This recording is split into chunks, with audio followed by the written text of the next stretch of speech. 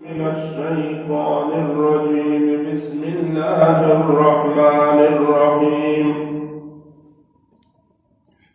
الذين استجابوا لله والرسول من بعد ما أصابهم القرح للذين أحسنوا منهم واتقوا أجر عظيم. سبحانك لا علم لنا إلا ما علمتنا إنك أنت العليم الحكيم.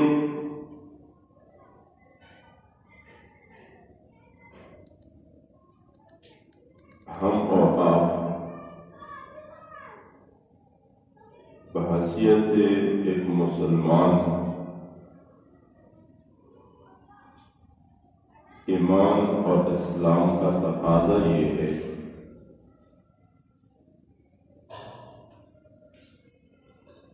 کہ ہم ہر حال میں دین اور شریعت کا اتباع کریں.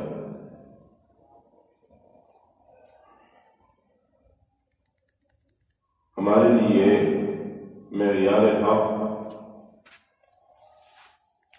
صحابہ کرام رضوان اللہ تعالی علیہ اجمعین ہے. ہمارے لیے نجات اور نمونہ رسول اللہ صلی اللہ علیہ وسلم کا مبارک زندگی ہے.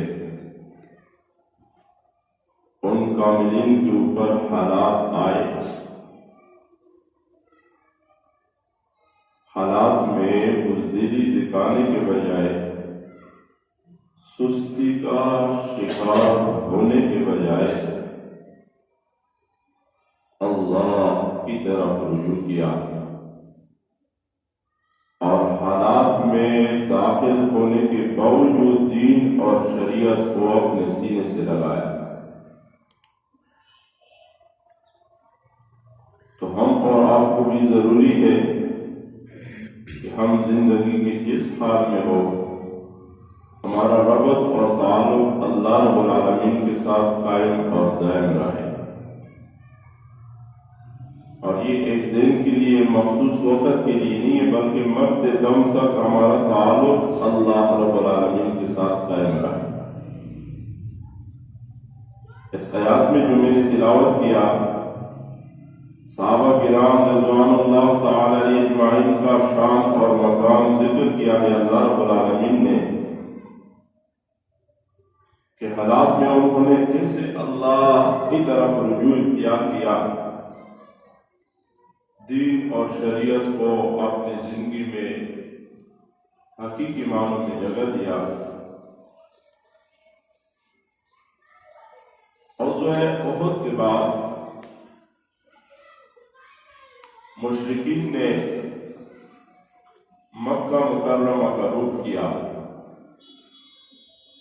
آدھے راستے کا سبق یہ ہوا تھا کہ ندامت کا شکار ہوئے، ایک دوسرے کو کہنے لگے کہ ہم نے یہ کیا، ہم نے نہ مسلمانوں سے مال غنیمت حاصل کیا اور نہ کسی کو قیدی بنا کر لایا، نہ یہ کیا نہ وہ کیا. بالآخر مشورہ ہوا اس پر کہ مڑ کر واپس حملہ آور ہوتے ہیں مدینہ منورہ کے اوپر.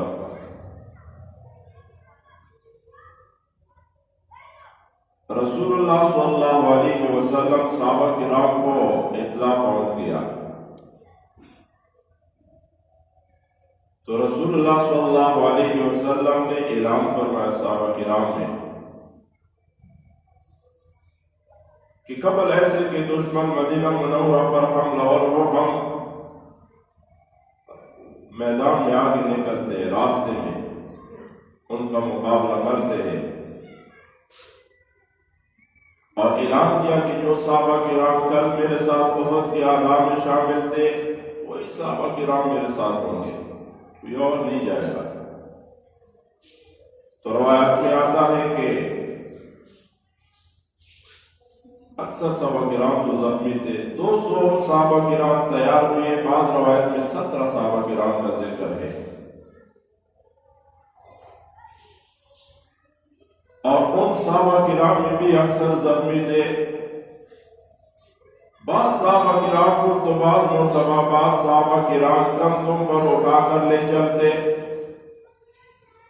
اور بعض اوقات تو بعض صحابہ کرام دوسرے صحابہ کے اوپر ٹیک لگا کر چلتے تھے۔ اس حالت میں وہ صحابہ مدینہ منورہ سے 8 میل دور ایک جگہ ہے حمرۃ الاسد جس کو کہتے ہیں، وہاں تک یہ صحابہ کرام پہنچ گئے۔ حمرۃ الاسد مقام تک صحابہ کرام پہنچ گئے،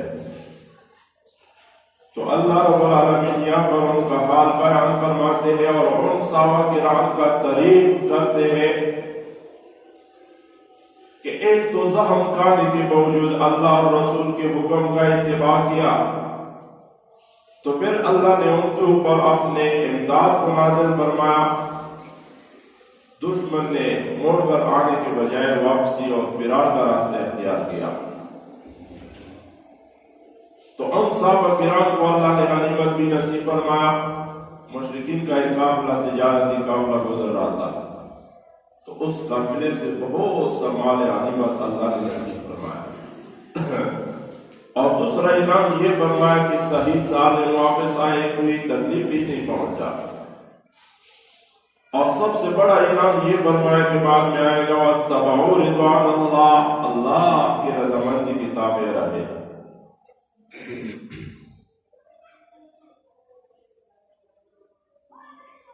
تو مشرکین نے واپس آنے کے بجائے ان کے دلوں میں اللہ نے رعب ڈالا۔ ایک شخص مدینہ منورہ کو آ رہا تھا، مشرکین کے لشکر نے اس کو کچھ لالچ دیا کہ اتنے پیسے دیں گے، جاؤ نبی علیہ السلام صحابہ کرام کو ڈراؤ۔ جنگ میں افواہیں یہ بہت بڑی کام کرتی ہے۔ تو وہ شخص آیا نبی علیہ السلام کے پاس، صحابہ کرام کے پاس، اور کہنے لگا کہ ابو سفیان اس وقت ایمان نہیں لائے تھے، اس کو تو پیچھے سے بہت بڑا قوما پہنچ گیا اور تازہ دم دستے ہیں اور مدینہ کے اوپر مسلمانوں کے اوپر حملہ کرنا چاہتے ہیں۔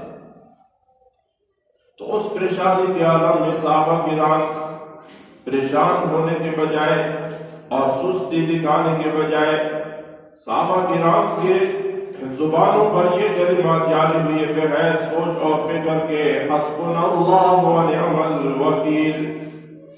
کیا ہوا؟ ابھی سفیان کی پیچھے اگر مشرکین کو حکومت آ گئی، ہم بھی تو بے آسرا نہیں ہے، بے سہارا نہیں ہے، ہمارے لیے بھی اللہ کافی ہے اور وہی بہترین کا ساز ہے۔ ان صحابہ کرام کے زبانوں پر جاری ہونے والے کلمات کو اللہ نے قرآن کریم بنا کر نازل فرمایا اور ان کا تعریف فرمایا، وقالوا حسبنا اللہ ونعم الوکیل۔ بہت بڑا شان ہے صحابہ کرام کا۔ تو اس آیات میں اللہ رب العالمین ان صحابہ کرام کا حال بیان فرماتے ہیں، فرمایا الذین استجابوا للہ والرسول، وہ لوگ جنہوں نے حکم مانا للہ اللہ والرسول اور اس کے رسول صلی اللہ علیہ وسلم کا، من بعد ما اصابهم المنکر، زخم کھانے کے بعد، زخم اور صدمہ پہنچنے کے بعد۔ حدیث میں آتا ہے، بخاری اور مسلم کا حدیث ہے، اور وہ ابن زبیر رضی اللہ تعالیٰ عنہ، ام المؤمنین حضرت عائشہ صدیقہ رضی اللہ تعالیٰ عنہا سے نقل فرماتے ہیں۔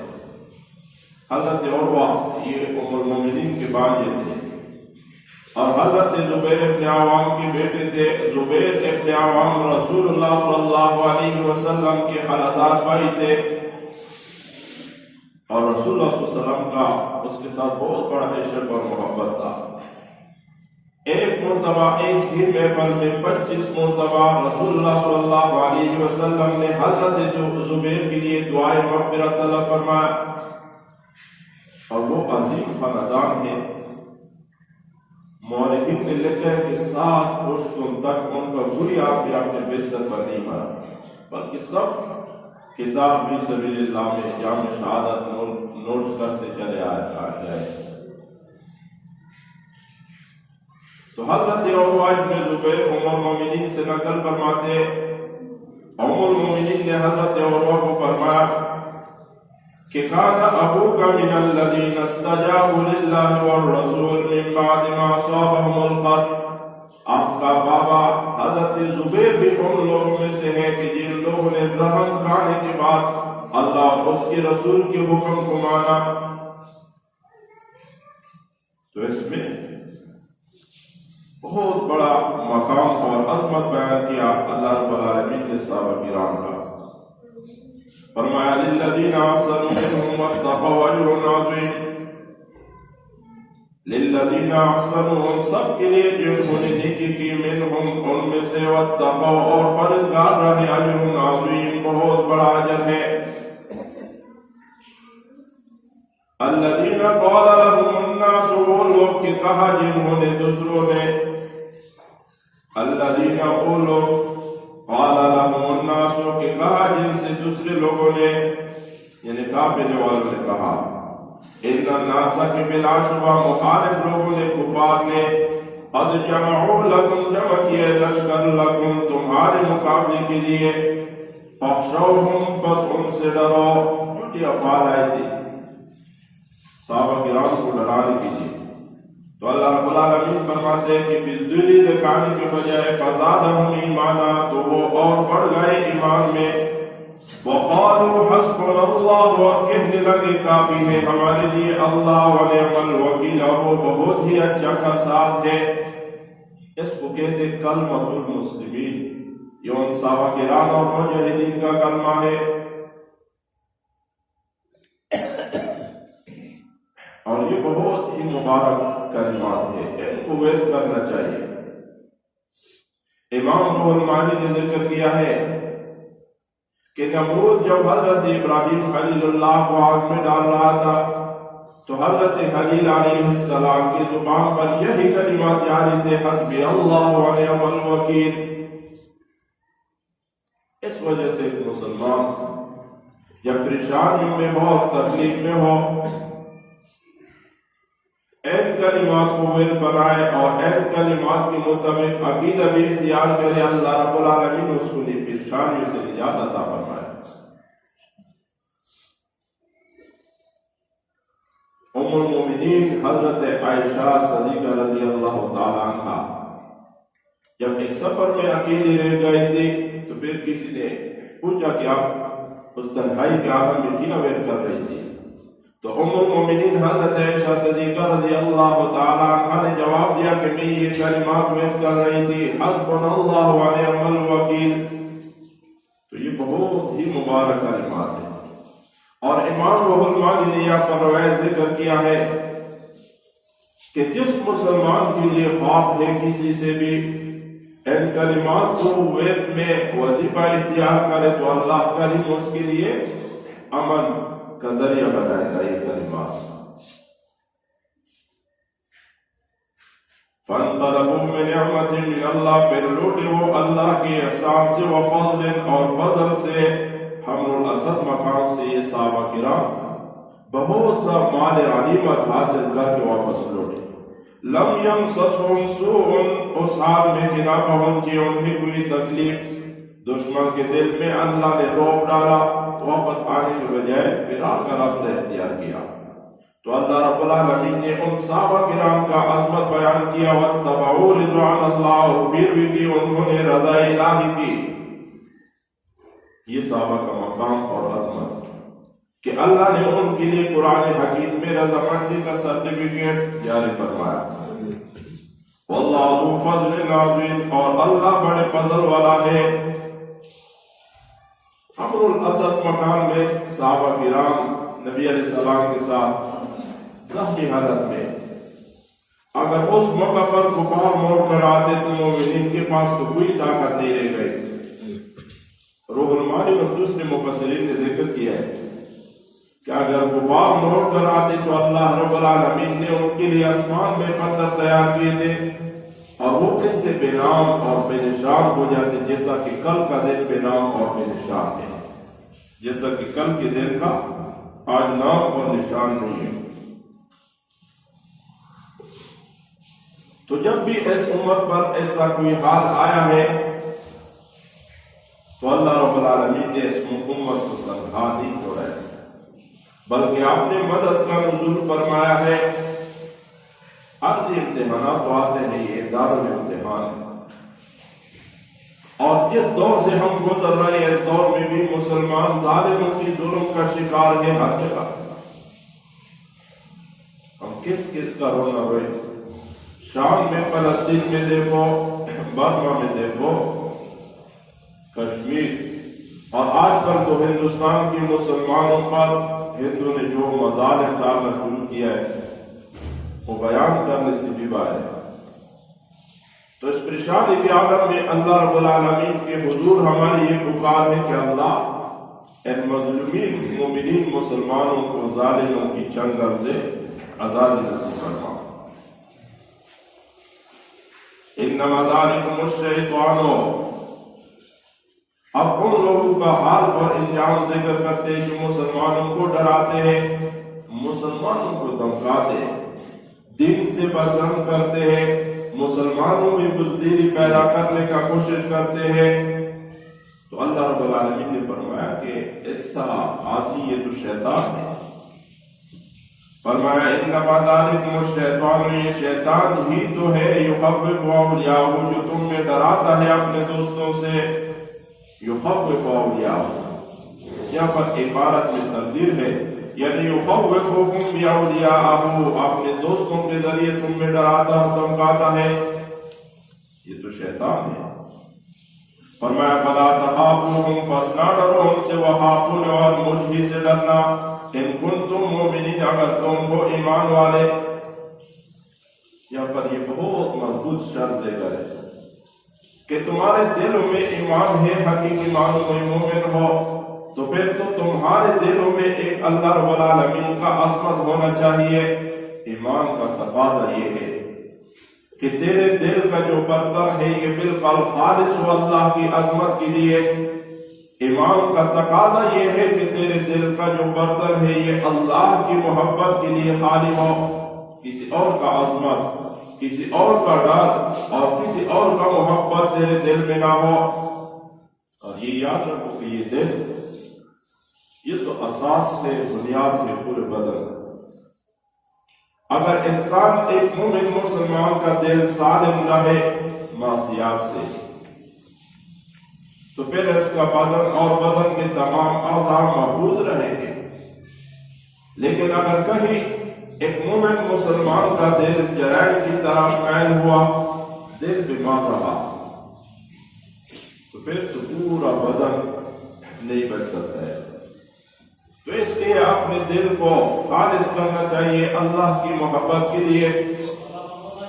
ایک مومن کے لیے، ایک مسلمان کے لیے ایمان اور اسلام کا تقاضا یہی ہے کہ اس کے دل میں ایک اللہ کی عظمت ہو اور ایک اللہ رب العالمین کا محبت ہو۔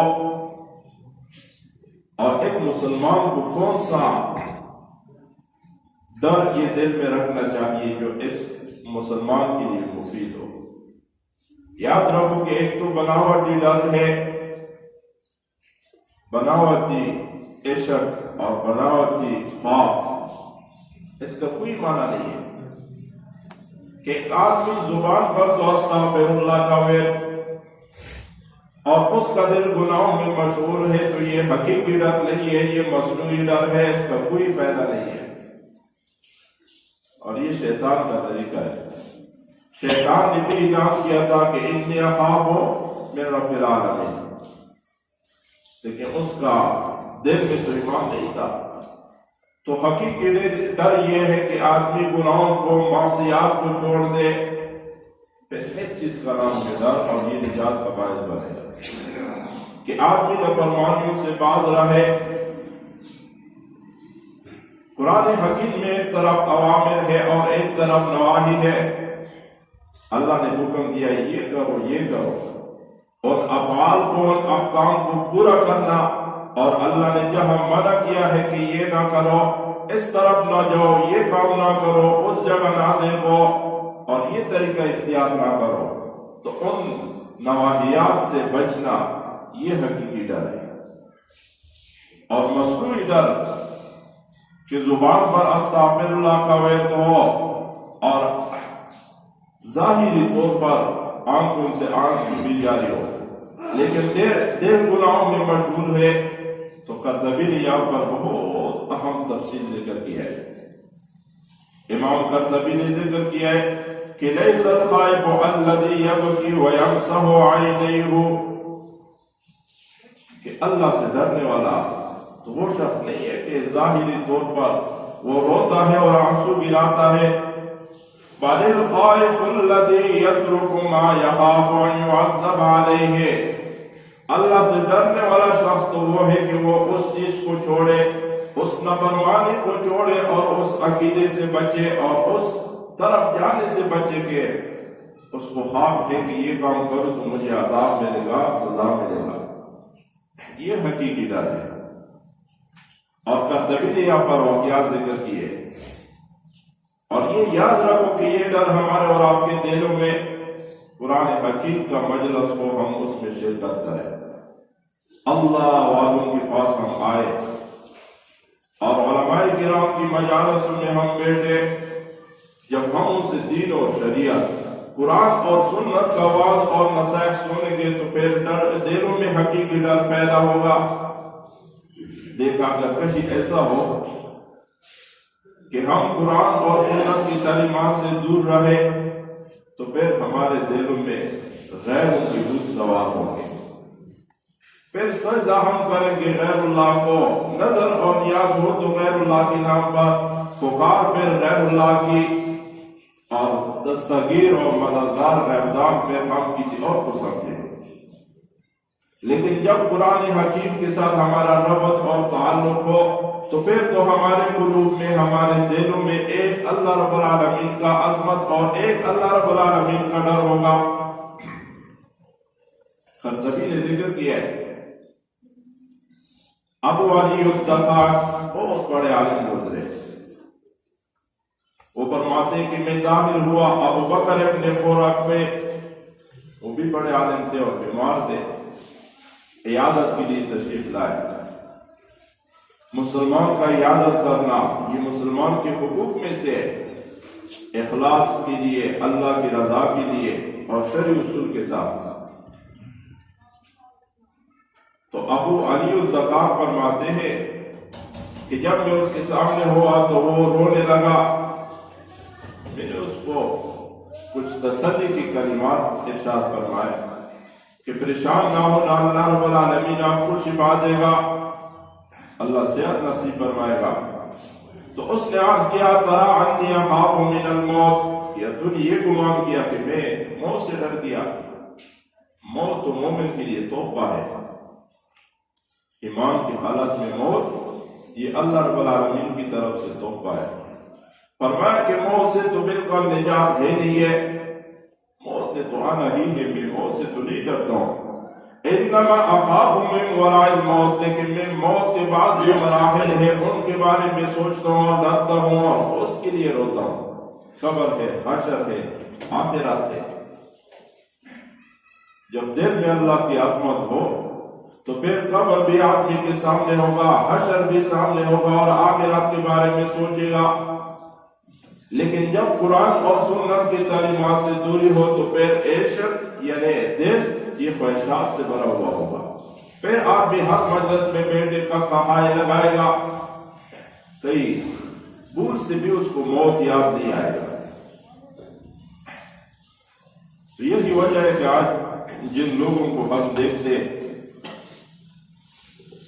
کہائے لگاتے، وجہ یہ ہے کہ ان کو موت کا، قبر کا کوئی خوف اور فکر نہیں ہے۔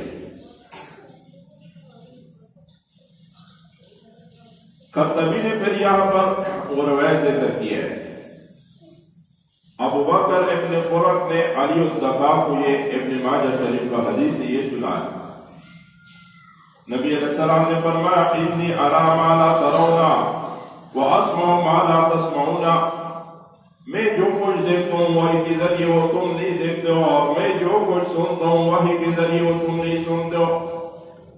پورا حدیث ہے۔ فرمایا کہ آسمان شور کرتا ہے جیسا کہ چرپائی پر زیادہ آدمی بیٹھے اور اسے ایک آواز نکلے، یا ایک جانور ہے اور اس پر بوجھ زیادہ آ جائے تو ان یا دوسرے حیوانات ان کی منہ سے ایک آواز نکلتی ہے۔ تو فرمایا کہ آسمان بھی شور کرتا ہے اور یہ اس کے لیے حق ہے۔ فرمایا کہ 4 انگلیوں کے برابر کوئی جگہ نہیں ہے کہ جس پہ فرشتے نے مادہ اور زمین نہ رکھی ہوئی ہو اور اللہ کو سجدہ کر رہی ہوتی ہے، کہ ان کی عبادت کی وجہ سے اتنا بوجھ آیا ہے کہ آسمان بھی شور کرتا ہے۔ اور پھر اس موقع پر اللہ کی حبیب نے فرمایا کہ واللہ لو تعلمون ما اعلم لضاحكتم قليلا ولبكيتم كثيرا، کہ اللہ کی قسم میں جو کچھ جانتا ہوں اگر تم جانتے تو تمہارے ہم سے کم ہوتے اور زیادہ رونا ہوتا۔ فرمایا کہ میں جو کچھ جانتا ہوں وہ ان کے ذریعے اگر تم جانتے ہوتے تو تم اپنے بیویوں سے لذت اور پیدا نہ اٹھاتے، صحرا میں نکلے ہوئے ہوتے اور ایک اللہ رب العالمین کی پکار کر رہے ہوتے۔ یہ غیب کی بات ہے تو اس پر ایمان لانا پڑتا ہے۔ تو اللہ رب العالمین نے ہم اور آپ کی ہدایت کے لیے پیغمبر کو بھیجا، اور پیغمبر کریم کے وعظ اور نصیحت کے ذریعے ہم میں آخرت کا فکر دلایا، تو ان باتوں کو ذہن میں لانا چاہیے۔ اور پھر یہاں پر حدیث ذکر کیا ہے، ترمذی اور ابن ماجہ کا یہ حدیث ہے، اور یہ حدیث اس طرح بھی ہے ابو ذر رضی اللہ تعالیٰ عنہ۔ ابو ذر رضی اللہ تعالیٰ عنہ نے جب اس حدیث کو بیان فرمایا تو اس کے بعد ایک ارمان اور تمنا کیا، لو وددت انی کنت شجرۃ، کہ ہائے کاش میں ایک درخت ہوتا تاکہ کاٹا جاتا، یعنی درخت کے ساتھ تو حساب کتاب اور عذاب الہی کا کوئی تعلق نہیں ہے۔ تو صحابی کے اوپر ایک نوجت اور ڈر آیا کہ وہ کہنے لگا، تمنا اور ارمان کیا کہ لو وددت انی کنت شجرۃ، کہ ہائے کاش میں ایک درخت ہوتا تاکہ کاٹا جاتا اور میرے ساتھ کوئی حساب اور کتاب نہ ہوتا۔ تو اس لیے اللہ رب العالمین نے یہاں پر فرمایا کہ فلا تخافوا، بس نہ ڈرو ان سے، وخافونی، اور ڈرنا مجھ ہی سے، غیروں کی بت دلوں سے نکالو، غیروں کی ڈر اپنے دلوں سے نکالو، ایک اللہ رب العالمین کا ڈر اپنے دلوں میں بٹھاؤ۔ ان کنتم مومنین، اگر تم مومن ہو، اگر تم حقیقی ایمان والے ہو تو پھر تمہارے دلوں میں اللہ رب العالمین کا ڈر ہوگا، اور اس کی ظاہری نشانات اور آثار، تمہارا ظاہر اور باطن یہ دین اور شریعت کے تابع رہے، تمہارا ظاہر اور باطن، سیرت اور صورت، معاملات اور معاشرات، اخلاقیات، ہمیں اور خوشی یہ دین اور شریعت کے تابع رہے۔ یہ تو ڈر نہیں ہے نا کہ ایک آدمی کا سیرت ہے اور صورت یہ دین اور شریعت کے خلاف ہے، انگریزوں کے 2 طریقوں کے پیچھے روانہ ہے۔ آج کے نوجوانوں کی سٹائل دیکھو، داڑھیوں میں سٹائل بنا رکھے، اور آج کے نوجوانوں کا فیشن دیکھو، پینٹ پتلون شلوار ٹہنوں سے نیچے، یہ فیشن ہے۔ اللہ کے حبیب کا حدیث ہے کہ اللہ رب العالمین اس شخص کو رحمت کی نگاہ سے نہیں دیکھے گا اور اس کا یہ حصہ ٹہنوں سے نیچے پاجامہ اور پتلون میں جو چھپا ہوا ہے جہنم کی آگ میں جائے گا۔ تو آج کے نوجوانوں کی جو فیشن ہے، فیشن نے تباہ کی ہے۔ انگریزوں کا طریقہ آج بھی اور پہلے سے یہودوں کا چل آ رہا ہے، آگے سے بال بڑے اور پیچھے سے چھوٹے، اور آج کل تو بہت سے نقل ہم نے دیکھے، ایک مسلمان اور اس کا پھر یہ حال ہوا۔ تو یہاں پر فرمایا ان کنتم مومنین، اگر تم واقعی مومن ہو، جنہوں کہ اسلام کا صرف لیبل لگایا آدمی پھر مومن پر ہے، حقیقی مومن ہو تو تمہارا ظاہر اور باطن، تمہارا سیرت اور صورت یہ دین اور شریعت کے تابع ہوگا۔ ولا يحزنك الذين اور غمزدہ نہ کرے آپ کو وہ لوگ یسارعون بالکفر جو تیزی دکھا رہے ہیں کفر میں. تسلی نبی علیہ السلام کو کہ یہ جو کفار ہے یہود اور نصارہ ہے یہ بہت تیزی سے کفر کی طرف بڑھ رہے ہیں اور کفر کا تدریج کر رہے ہیں. تو ایسے سے غمزدہ نہ ہونا. انہم لن یضروا اللہ شیئا بے شک وہ ضرر نہیں پہنچا سکیں گے اللہ کو کچھ بھی یعنی اللہ کے دین کے. لن یضروا اللہ لا ينقصون پر طویل ذکر کیا ہے اللہ کے دین کو کوئی ضرر اور نقصان نہیں پہنچا سکتے.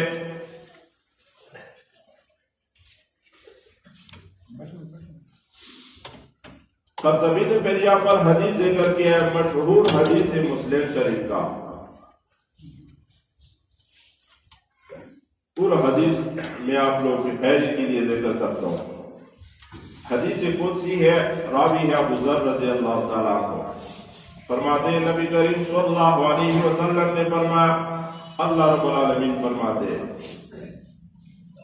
کہ یا عبادی انی حرمت ظلما علی نفسی وجعلته بینکم محرما فلا تظلموا. اے میرے بندوں میں نے ظلم اپنے اوپر حرام کیا ہے کہ میں کسی کے اوپر ظلم کروں. ایک آدمی کا نیکی ہے اور اس کو ثواب سے محروم کرو نہ میں دوگنا در دوگنا اجر اور ثواب دوں گا. اور ایک آدمی کا گناہ ہے اور میں اس سے زیادہ سزا دوں نہ میرے پاس میرے نظام میں عدل ہے. اور فرمایا کہ میں نے ظلم تمہارے اوپر بھی حرام کیا ہے. یہ نہ کہ کسی کے ساتھ فراڈ کرو کسی کے ساتھ دھوکہ کرو کسی کا پلاٹ قبضے میں لو اور کسی سے کال لے کر دباؤ اور کسی کے حیا کے اوپر ہاتھ اٹھاؤ نہ کسی کے اوپر ظلم نہ کرو. فرمایا یا عبادی کلکم ضال الا من ہدیتہ. اے میرے بندو تم سب گمراہ ہو لیکن وہ کہ جس کو میں ہدایت دوں مجھ سے ہدایت مانگو. یہدینی من ینیب. اللہ ہدایت نصیب کرتا ہے جس میں انابت ہو قرآن حکیم کی طرف ملان ہو قرآن حکیم کے ساتھ ربط اور تعلق ہو تو پھر اس کو ہدایت ملے گا. فرمایا یا عبادی کلکم جائع الا من اطعمتہ. ہر ایک تم میں سے ننگا ہے ہر ایک بھوکا ہے مگر وہ کہ جس کو میں کھلاؤں تو مجھ سے مانگو. میرے سامنے ہاتھ پھیلاؤ مجھ سے مانگو. دین اور شریعت نے ہمیں جگہ جگہ یہ تعلیم دیا کہ اپنے دل میں ایک اللہ رب العالمین کی عظمت ہو ہر موقع پر جو بھی ضرورت ہو اللہ کے سامنے ہاتھ پھیلاؤ. یہ حد تک کہ اگر جوتی کا ایک تسمہ ٹوٹ گیا تو اللہ سے مانگو. فرمایا یا عبادی کلکم عار الا من کسوتہ. ہر ایک تم میں سے ننگا ہے مگر جس کو میں کپڑے دوں پہناؤں مجھ سے کپڑے مانگو. فرمایا یا عبادی انکم تخطئون باللیل والنہار وانا اغفر الذنوب جميعا. اے میرے بندو تم تو دن اور رات لگے ہو گناہوں میں اور میں بخشنے والا ہوں. مجھ سے معافی مانگو میں تمہارے گناہوں کو بخش دوں. حقیقی معافی مجھ سے مانگو میری طرف رجوع کرو. اور اس کا پھر ظاہری اثرات کیا ہے گناہ پر پیشگمان ہونا پھر اور گناہ کو چھوڑنا آئندہ زمانے میں گناہ نہ کرنے کا مضبوط عہد کرنا پھر جا کے معافی ملے گا. یا عبادی انکم لن تبلغوا ضرری فتضرنی ولن تبلغوا نفعی فتنفعنی.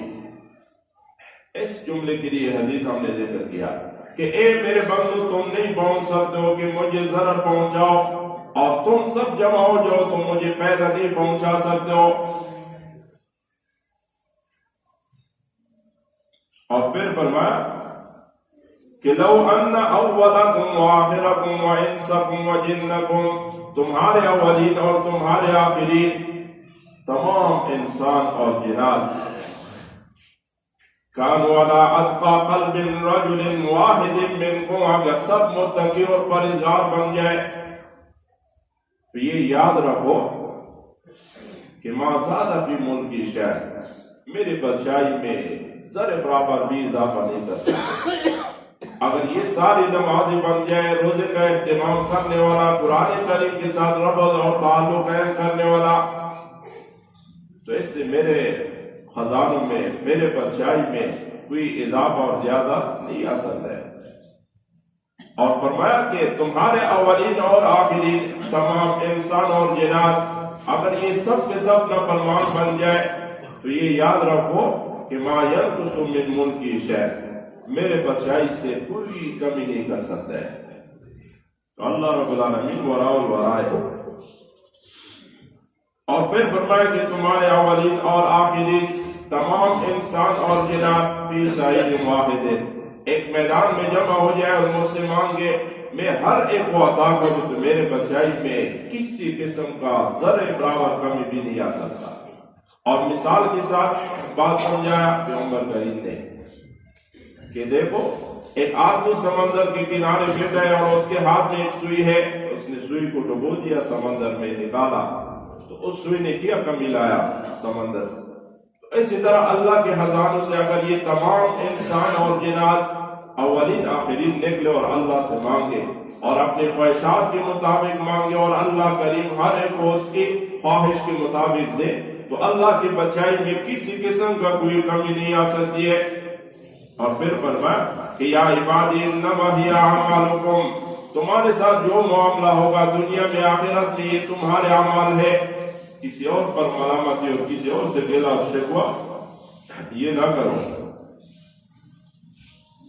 اور پھر فرمایا کہ میں تمہارے لیے کہتا ہوں اگر نیکی ہے تو اس کا پورا اجر ملے گا، گناہ ہے تو اس پر محاسبہ اور پکڑ بھی ہوگا۔ فرمایا فمن وجد خیرا فلیحمد اللہ، اگر کسی نے خیر پایا دنیا آخرت میں، دنیا میں ایمان ہے ایمان شرعی اور آخرت میں پھر نجات ہے تو وہ اللہ کا حمد پڑھے۔ ومن وجد غیر ذلک فلا یلومن الا نفسه، اگر اس کے خلاف پایا شر پایا، دنیا میں شر کیا ہے، بے ایمانی کے راستے کی طرف جانا، قرآن حکیم سے دور ہونا، خواہشات کا اتباع کرنا اور پھر آخرت میں کرے تو کسی اور کو ملامت نہ کرے، اپنے آپ کو ملامت کرے۔ اور یہ بہت بڑا مقام ہے کہ پریشانیوں کے عالم میں قد سالی ہے، خوش سالی ہے، ایک آدمی اپنے نفس کی طرف اشارہ کرے کہ یہ جو کچھ عذابات ہے یہ میرے نفس کی وجہ سے ہے تو پھر وہ مسائل دور ہوں گے۔ اور اگر موجودہ دور کی طرف پریشانیوں میں ہم ایک دوسرے کی طرف اشارہ کریں کہ لوگوں کے اعمال ٹھیک نہیں ہے، کوئی بھی آدمی ایسا نہیں ہے کہ جو یہ کہے کہ میرا کردار ٹھیک نہیں ہے، میرے اخلاق اور ظاہر اور باطن یہ شریعت کے خلاف ہے، لوگوں کے ساتھ لین دین میں اخلاقیات اور کردار میں میں بہت پیچھے ہوں، اس وجہ سے یہ مسائب ہے، یہ عذابات ہے، یہ کوئی نہیں کہتا ہے۔ اور ہر آدمی کی زبان پر یہی ایک رٹ ہے کہ یہ تو لوگوں کے اعمال کی وجہ سے، تو اس وجہ سے مسائل دور نہیں ہوتے، پریشانیاں حل نہیں ہوتے، دن بدن نئے نئے مصیبتوں کا نزول ہوتا رہتا ہے۔ اس لیے ہم اور آپ کو چاہیے کہ ہم اللہ کی طرف رجوع کریں۔ انہم لن یضروا اللہ شیئا، بے شک وہ ضرر نہیں پہنچا سکیں گے اللہ کو، اللہ کے دین کو کچھ بھی۔ یرید اللہ، اللہ چاہتے ہیں اللہ یجعل لہم کنارہ کہ ان کے لیے حظا کوئی حصہ مل آخرت آخرت میں۔ یہ جو کافر تم دیکھ دو عشق میں ہے، عشق میں ہے، مزوں میں ہے، تو یہ تو اس لیے کہ آخرت میں ان کا کچھ بھی نہیں ہے، یہ دنیا پانی کی چاند دینے لذت ہے، یہ ان کے لیے آخرت